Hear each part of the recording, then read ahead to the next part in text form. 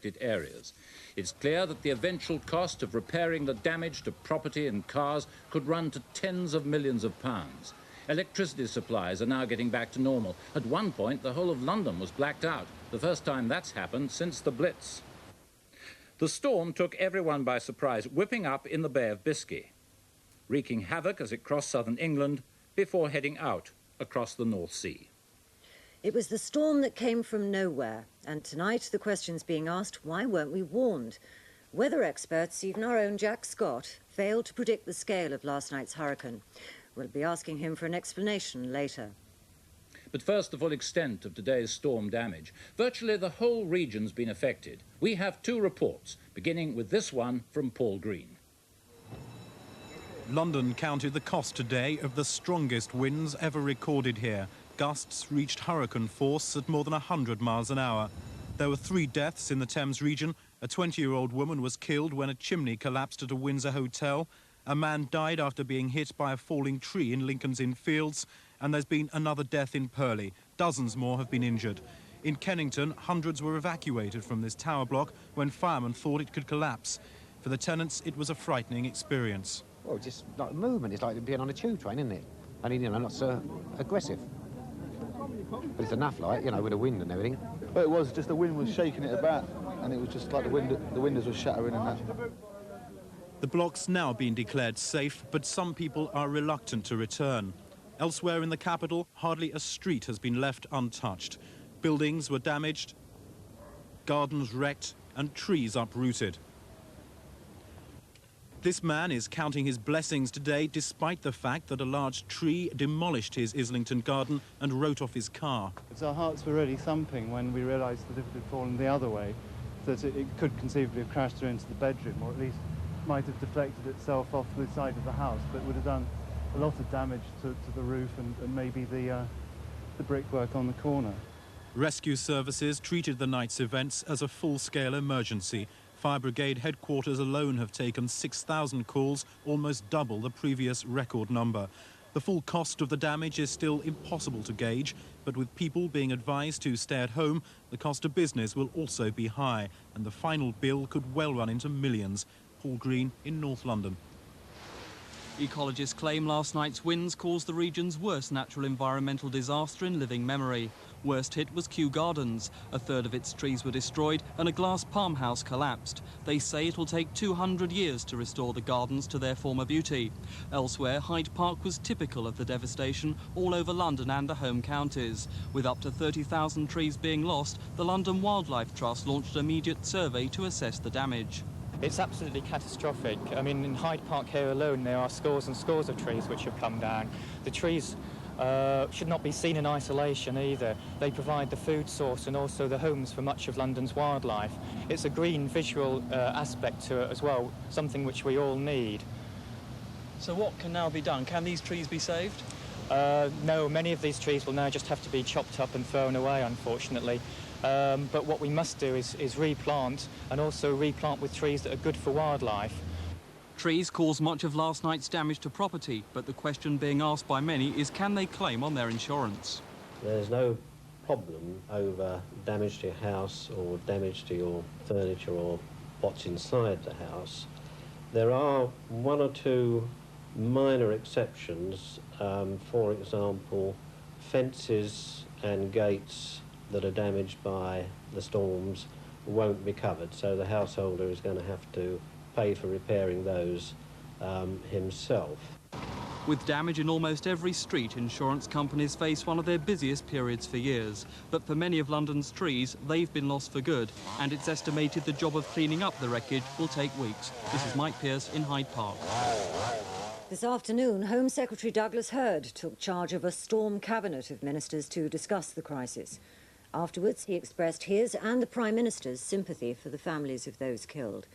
And he hinted that there could be government cash for areas which suffered the worst of the devastation. Home Secretary Douglas Hurd painted a grim picture of the effects of the storm. He didn't rule out possible emergency cash aid to local councils, but said first there'd have to be talks about exactly who was legally supposed to pay for repairs.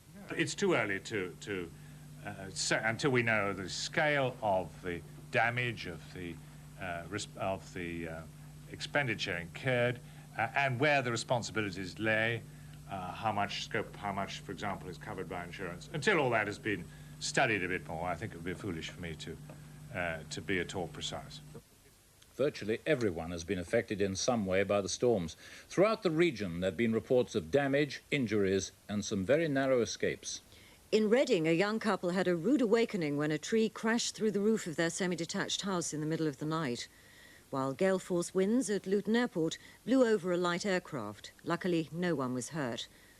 And 2 circus big tops at Chessington Zoo collapsed under the freak winds, despite the efforts of some 30 clowns and acrobats to save them. In Dulwich, this was just one of 6 cars in one road to disappear under falling trees. And motorists in Kensington suffered a similar disaster and then faced the unenviable task of cutting their vehicles free. Tonight's been a nightmare for anyone with a journey to make. All day, the police have been advising people not to travel. For those that did, there were plenty of problems. For those trying to get out and about, virtually every avenue contained some obstacles. More trees were toppled onto cars or into their path than anyone could count. Those who could negotiated the roads, as public transport was either spasmodic or non-existent. The tubes offered the best chance of getting around, but commuters were still trying to struggle into work at lunchtime, and there were plenty of queues and delays to cope with. It took one passenger nearly 4 hours to travel the 10 miles from Burnt Oak to Baker Street. We started off on a bus to Golders Green. We got off at Wembley, no trains at Wembley. Another bus to, I don't know where, and then just waited ages and ages for another train. How long have you had to wait? 40 minutes or so, and then they told me there was no trains, so I've had to come out and look for another bus route to Victoria. So you still haven't got where you're trying to? Yeah, I'll probably get sacked from work. But although underground services have been patchy, some tubes are now operating virtually everywhere. Buses, which were almost impossible to find this morning, are now back running on almost every route, except in Croydon. But you'll have to be patient. British Rail, though, continues to be a sorry story. Even patience isn't much help there, as most mainline stations are still closed. There are, however, some trains from Paddington, Euston and St Pancras. Marcus Powell in central London.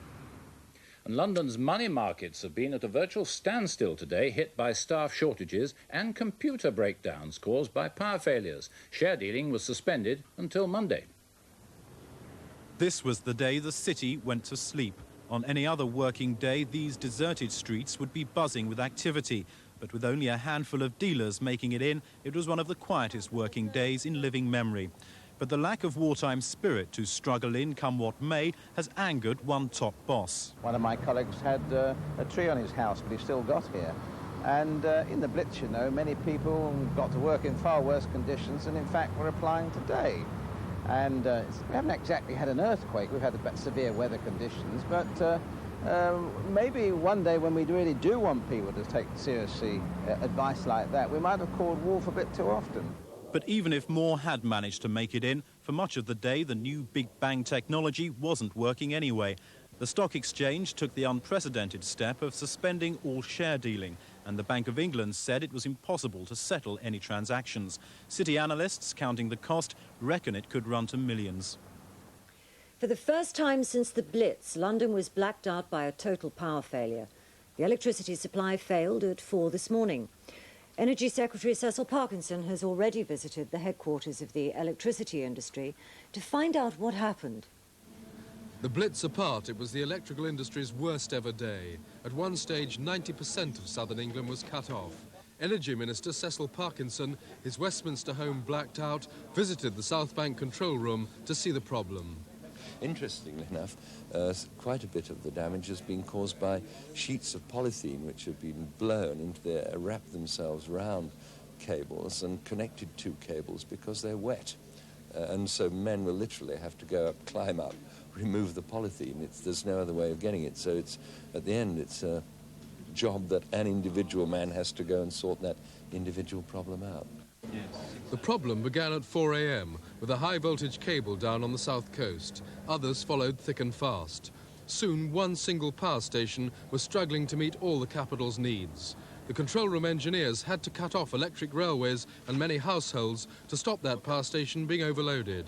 Would the situation have been better if they'd been able to have got any warning from the Weather Centre, a better indication of weather conditions? Not really, no. I mean, the cables would still have been there. There would have been no way to protect them. And if we'd had, somebody said, why didn't we have more reserve cables? They would have been at the mercy of the weather too.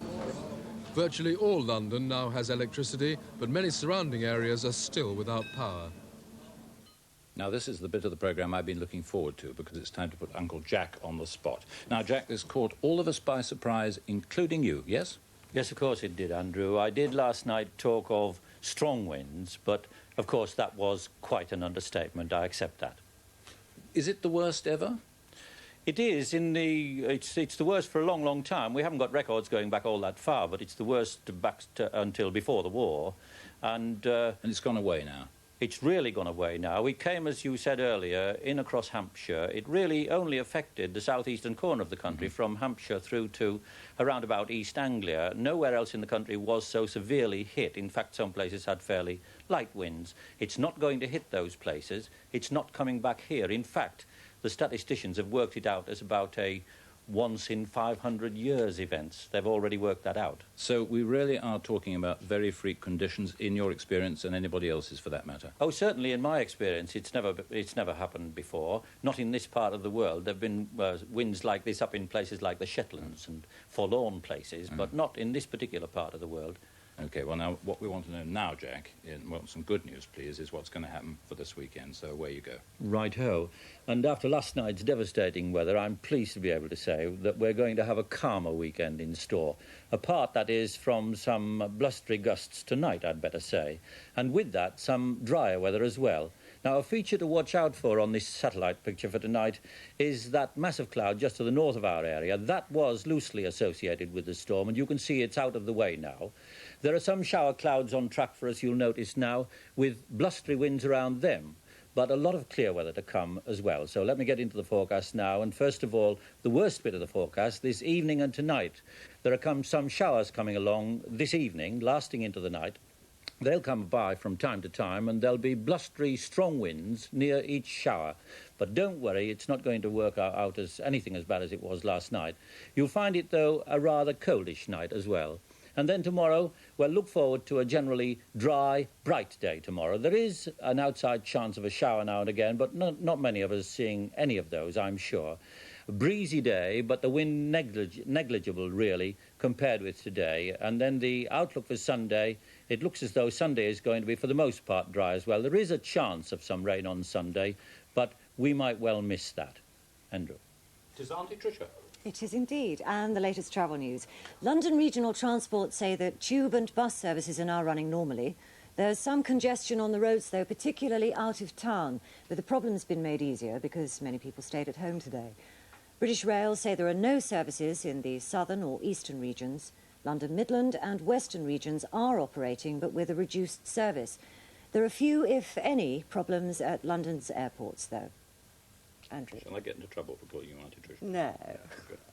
Well, that's about it from us until Monday morning. We'll hand you back now to Michael Aspel and the warmth and the shelter of the 6 o'clock show. Michael. How kind. There's a bit of bluster down here as well, Andrew, as well you know. Have a lovely weekend.